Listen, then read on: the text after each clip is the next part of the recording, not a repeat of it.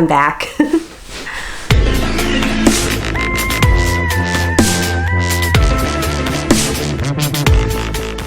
Hi guys, welcome to another true crime story time where I tell you one true crime case that was solved using forensic science, all while doing, that's right, my makeup. Hi, it's been forever. I know. It's 4 a.m. in the morning and we're out here. Listen, I'm not going to apologize about my hair. It's in the state that it is in. I haven't had time to put my twist back in yet, so this is where we at. This story takes place in Bellevue, Idaho, a picturesque town nestled in the heart of the Gem State, where Alan and Diane Johnson lived with their 2 children, 22-year-old son Matthew and their 16-year-old daughter Sarah. Alan and Diane had been married for about 20 years. They were high school sweethearts. Oh my God, this stuff dries so freaking fast. If you do not move, girls, like glue. If I do not put it on fast, it just dries. It's so nuts. I mean, if you're looking for a primer that really sticks, like grabs a hold or something, this is a good one. In fact, let me show you. That's how sticky this primer is.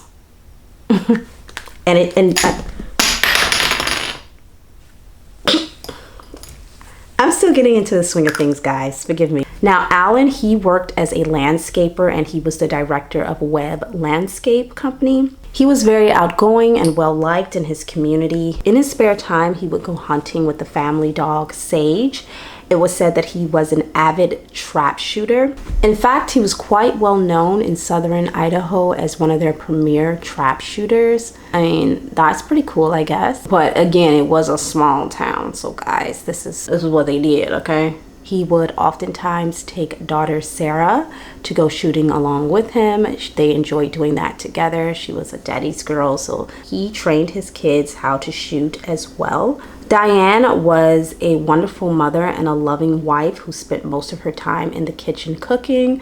She liked to come up with different recipes that she could share with family members and friends. Although she wasn't as extroverted as Alan, she too was also very friendly and well liked. Diane also worked as a tax collector. She did it all.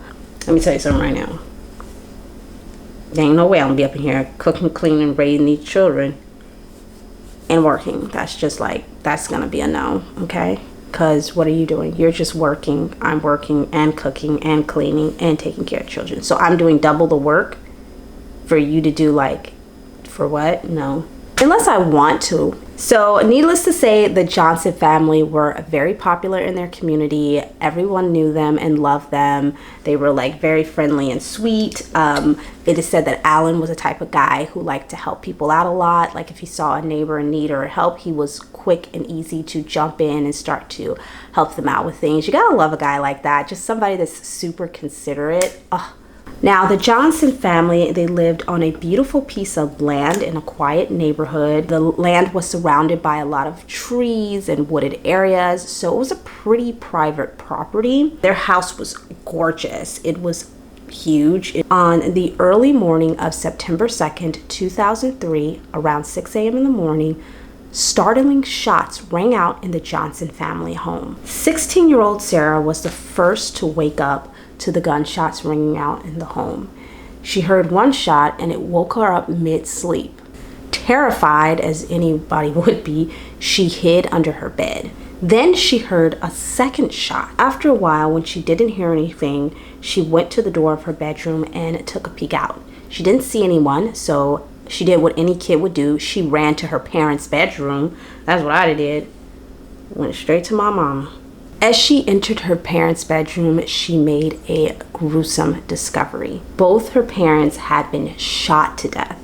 There was blood everywhere, all over the walls, in the carpets and flooring. Her mom was laying on the bed with a gunshot wound to the head, and her father was laying near the bed, and he also had been shot.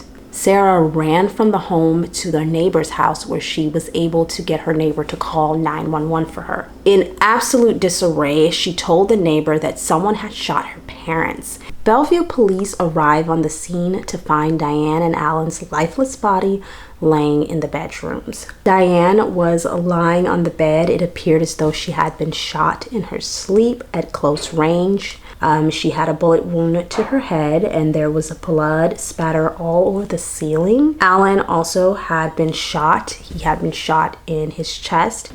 It appears though he may have traveled from the bathroom to the bed, most likely trying to get to Diane. They also discovered a bullet hole in the bathroom shower. The shower in their bedroom bathroom was still running, which indicated that someone was most likely in the shower when all this had taken place. They believe that Alan had been in the shower when the first gunshot had been fired, that most likely whoever the assailant was had come in and shot Diane in the head first, and then Alan heard that and was coming out of the shower, and that's when he was attacked by the assailant.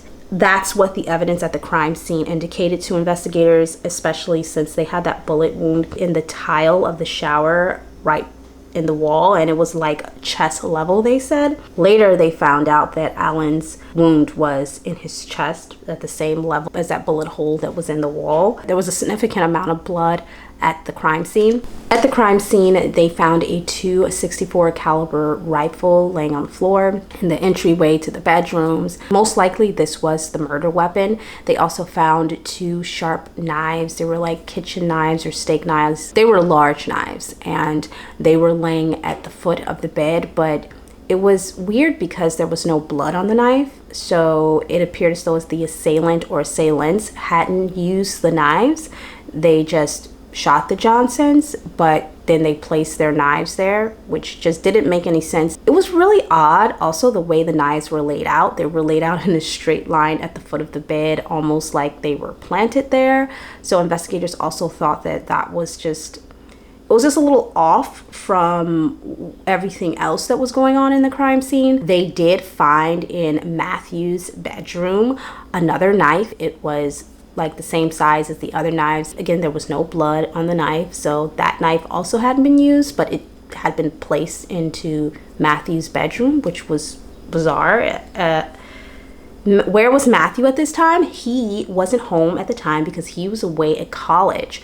So he was at school. So he couldn't offer the police any information about that. Nothing else in the home had been disturbed or taken. There was no sign of forced entry. So investigators scoured the rest of the property looking for any clues as to who could have done this, why this had taken place. They were really lost at this point. Just like I am right now. I'm like, girl, get on your face, like for real. Investigators scoured the area of the property, and they discovered that the Johnson family actually had a guest house on the property as well. And this guest house they rented out to a man named Mel Spiegel. Mel Spiegel was a longtime friend of the Johnsons. He had been friends with them for, like I said, many years, and they knew him very well. Mel Spiegel was a 45-year-old handyman, and he was an electrician. He was really good with his hands. That's why they're called handyman, because they're really good with their hands. Okay, don't get too excited, ladies. Do not get too excited, okay?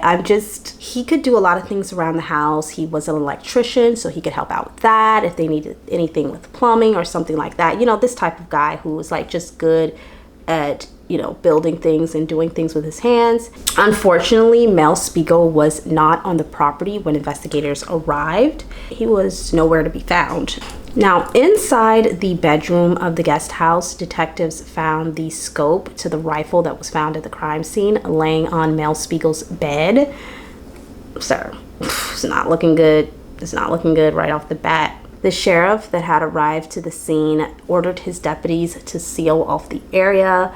to not let anyone in or out at like a block's radius. He saw a garbage truck coming and he was like, oh no, they're going to take evidence. I need this entire area sealed off. So he ordered his deputies to seal off the area and to stop the garbage truck that he had seen coming up the road. They were able to stop the trash guy in just the nick of time.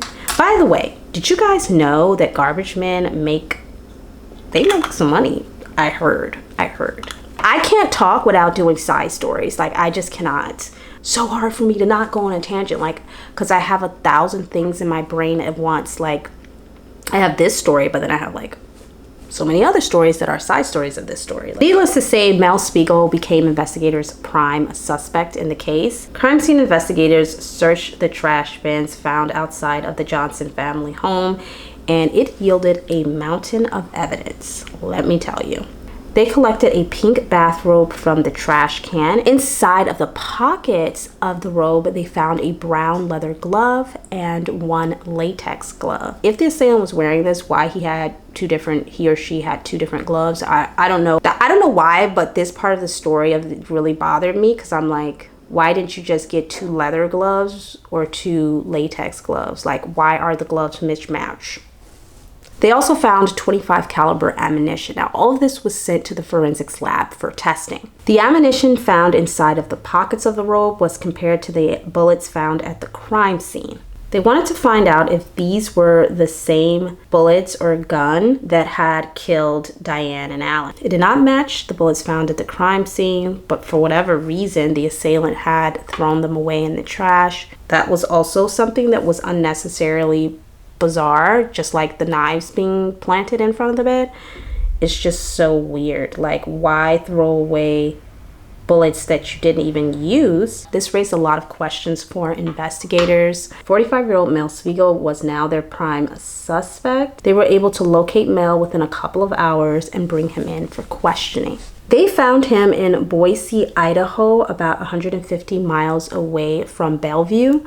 When investigators questioned Mel, he told them that he was a longtime renter of the Johnsons. He told them that he worked as an electrician and that Diane and Alan were very close friends, and that, he had rented out the guest house for a number of years from them and they had no issues with each other. When questioned on his whereabouts the night of the murder, he claimed he was in Boise visiting with family members all weekend, and investigators were able to corroborate his story.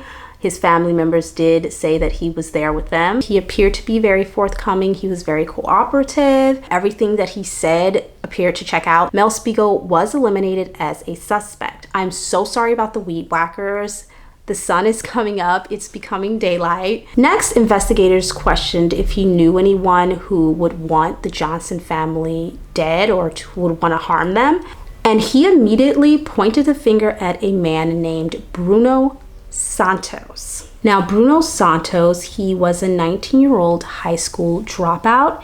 He had been living illegally in the country for quite some time, so he was an illegal immigrant, and he was no stranger to police. He had committed a lot of small, petty drug-related crimes, and investigators learned that Santos had gotten into a confrontation with Alan just days before the Johnsons' murder. You see, Bruno was dating Sarah, the Johnsons' 16-year-old daughter. Now, this guy definitely is not the type of guy you would want to be dating your daughter, so I understand why they probably were in a confrontation. Sarah was said to be a very good student.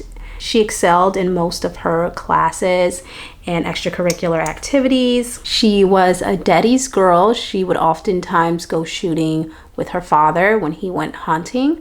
He actually, like I said, he taught her how to shoot. The confrontation ensued one evening when Sarah had told her parents that she was going to stay over at a girlfriend's house, but actually she had snuck over to Bruno's house and spent the night with him. Obviously, when her parents found out, they were furious. Don't ask me what I'm doing right now. I know I look like Picasso. Not to be judgmental, but I definitely wouldn't want any of my kids dating someone who had a record.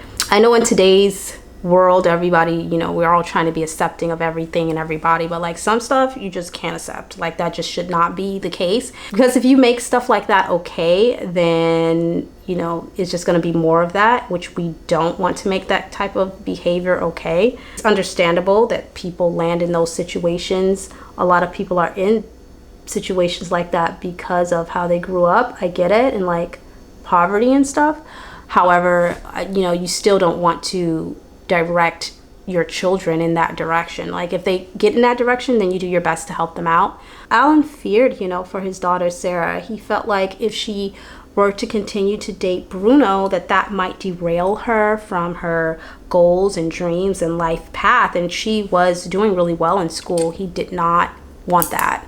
Furious, he called his brother-in-law Jim up and he told him what was going on, and he asked him to go along with him to confront Santos. Jim tried to calm Alan down and tell Alan, you know, it's not worth going over here and acting nuts and crazy and, you know, get into any kind of altercation. You don't know this guy. He might be dangerous. It's just like, trust me, it's not worth it. Just get your daughter and get out of there. Like any good father would do, Alan showed up, snatched his daughter, told Bruno to stay away from her or he would report him to the police for statutory rape. And he took his daughter and they went back home. He was like, babe, like, I don't know what you think you're doing, but you can give me my daughter back. Thank you. Later on, Sarah confessed to her parents that she was in love with Bruno. She did not want to stay away from him. They were in love, and yeah, so they were aware of her feelings, but they warned Sarah to stay away from Bruno, and that if she didn't stay away from him, they would call the police and they would get him on statutory rape. Now, this was huge because obviously Bruno was illegal, so he wasn't supposed to be in the country to begin with, which meant that any charges brought against him, especially a charge like this, like statutory rape, could get him deported back into his country. Hoping that Bruno didn't want that kind of heat, they settled on that. Investigators felt like this was a very strong motive to possibly want Diane and Alan dead.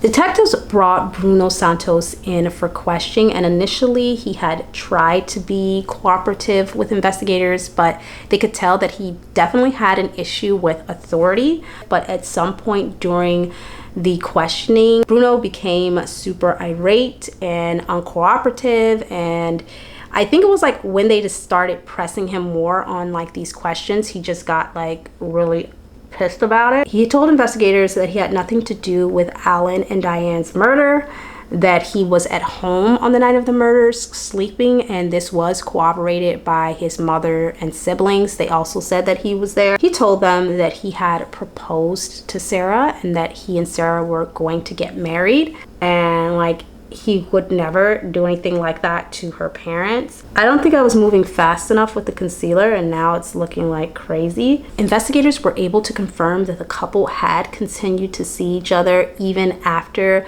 Diane and Alan's warning. Sarah had completely defied her parents. Forensic scientists found Bruno Santos' semen all over Sarah's bed sheets. These kids out here is wilding. What can I say? I mean, what's to be said? Was this enough motive to want Sarah's parents dead? During the interrogation, they took photos of Bruno's face and body. They also took samples of his DNA to be tested.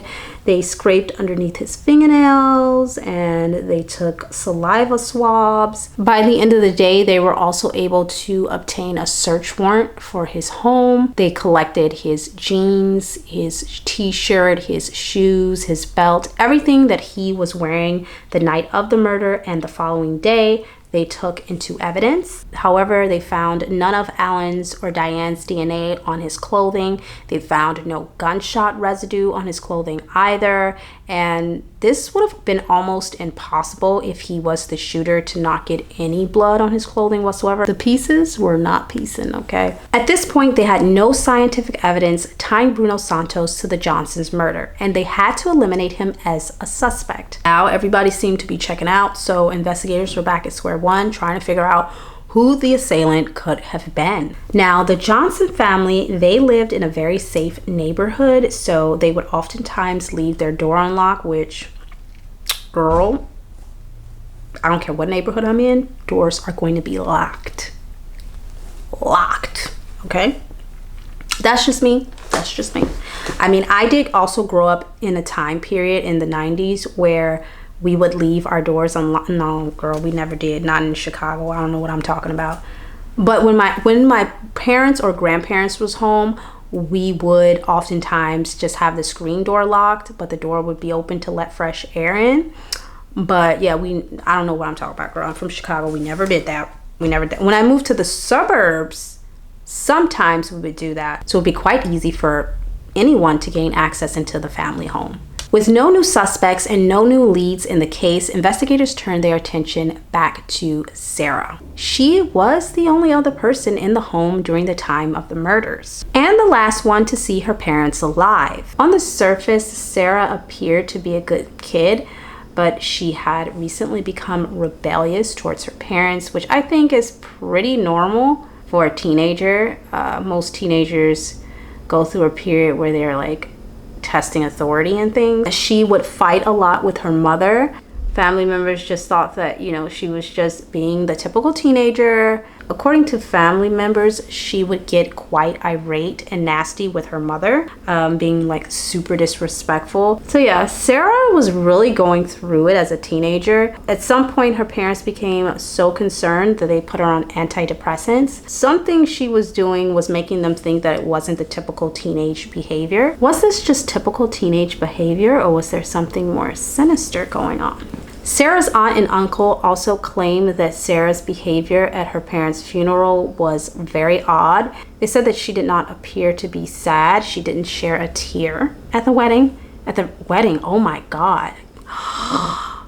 I am so sorry. I meant the funeral. It was not a wedding, but you would think it was with the way that Sarah was behaving, but it wasn't. Sarah was exhibiting some bizarre behaviors. She did not appear to be upset at all. She did not appear to be sad about her parents passing away.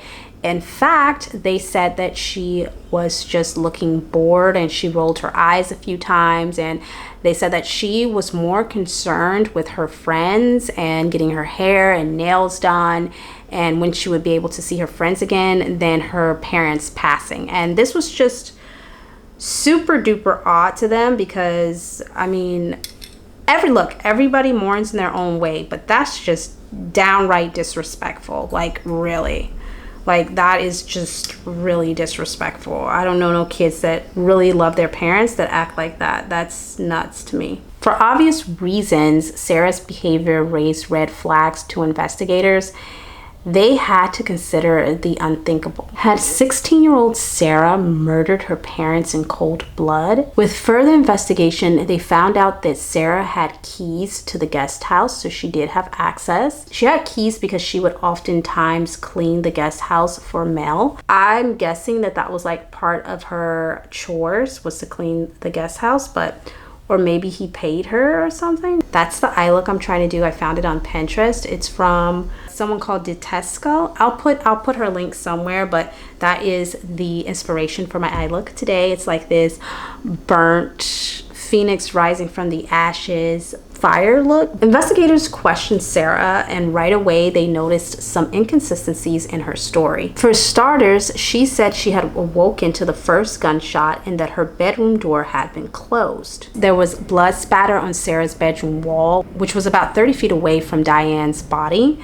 There were bone fragments, pieces of Diane's skull found on Sarah's bed railing. There was no way that Sarah's bedroom door could have been closed when Diane was shot. Forensic scientists tested the pajama pants and top that Sarah had been wearing that night, along with the socks that she was wearing as well, and they were trying to see if they could find any blood spatter or DNA or bone fragments on Sarah's clothing that would link her to being in the room at the time of the murders. They used luminol, which is a water-based chemical solution capable of detecting blood diluted up to 10,000 times. Yeah, that's a lot of times. You're not getting away. You're not getting away, ma'am. You're not. Once in contact with blood, it reacts by causing the blood to turn into a fluorescent blue color. No blood was found on Sarah's pajamas, so they turned their attention to the pink bathrobe. Girl, I look like the Lone Ranger. family members confirmed that the pink bathrobe belonged to Sarah. Using a proscope, which is described as a very powerful microscope that is capable of 400 times magnification, forensic scientists analyzed the front of the robe. They didn't see anything at first. Next, they turned the robe over and began to analyze the back part of the garment. That's when they discovered something. Hundreds of microscopic specks of blood. Based on the shape and pattern of the blood, forensic scientists were able to tell that it was a high velocity pattern. These types of blood spatter patterns can only be created by a high power rifle. The blood was collected from the robe and tested for DNA. The results came back, and you guessed it, folks, the blood belonged to Diane and Alan. But this did not prove Sarah had killed them. It only proved that whoever had worn the robe backwards was the murderer. Sure, the robe did belong to Sarah, so there was a lot of circumstantial evidence against her, but scientifically, they had to be able to prove that Sarah was wearing the robe that night. So forensic scientists went back to Sarah's pajama top. Now, she was wearing a blue pajama top with green paint all over it. If they were able to find fibers from the pink bathrobe on the pajama top, that would be all the proof that they needed. Forensic scientists collected samples from both the bathrobe and the pajama top that Sarah was wearing the night of the murders. To compare similarities, they used a machine called a scanning electron microscope, and they found small paint deposits on the pink bathrobe with the same chemical makeup as the paint found on Sarah's pajama top. This was proof that Sarah had in fact worn the bathrobe over her clothing the night of the murders. Next, forensic scientists tested the gloves found with the bathrobe. They swabbed them for DNA, and they found Sarah's DNA on the latex glove. They then tested the clothing for gunshot residue, and they actually had to send the clothing out to a lab in Chicago because they didn't have what they needed there to test it. And the results came back positive. They found gunshot residue on almost every single item of clothing. I mean, just what was she thinking putting that pink bathrobe in the garbage can? I just can't help but wonder what she was thinking. Investigators only had one question. If Sarah was the murderer, how had she managed to evade getting any blood on her? Weeks later, they would find a shower cap in the sewer system of the Johnson family home, and it had the Johnson family's blood on it. They believe that that was the way that Sarah was able to avoid getting any sort of blood or gunshot residue on her hair, because when she showed up to the neighbor's house, she was clean. Like, according to the neighbors, she had no blood on her whatsoever. Now, weeks later, they found a shower cap in the Johnson family sewer system. They believe that this is what Sarah wore to avoid getting any sort of blood or residue on her. Sarah was arrested in October of 2003 and charged with 2 counts of murder. During the trial, prosecutors argued that Sarah murdered her parents because they were interfering with her high school relationship. Sarah wanted to marry Bruno Santos, and with her parents' life insurance policy money and her inheritance, she would be able to provide a house for the two of them to live in. In a shocking turn of events, Bruno Santos testified on the prosecution's behalf in order to clear his name of this vicious crime. He described Sarah's newfound despise for her parents, particularly her father. He claimed that at some point she asked him if he wanted a house to live in. Girls, don't be out here trying to provide nothing for no man, girl. Don't do it. Do not do it, because they're not gonna do nothing but get you all trapped up into some mess that you shouldn't have been in the first place. Do not do it. If he ain't got a house to move you into, ain't nobody moving nowhere. Now, I said it. They also discovered that Sarah had a fascination for true crime shows. Yeah, that really freaks me out. I'm always concerned that somebody out there, some weirdo out there, is going to see my videos or some true crime videos that I've made and think that, you know, they should repeat these stories. I just want to say my stories are not to be repeated. I tell my stories so that they're not repeated. I never, ever, ever want that to come of my content. Thanks to forensic science and some great detective work, Sarah Marie Johnson was convicted of 2 counts of first-degree murder and sentenced to life in prison without the possibility of parole. What did you guys think about this case and my makeup look? Please let me know in the comments down below. Like, comment, subscribe, and share. Please share because it really helps me out. And I'll see you guys next time with another true crime story time. Bye.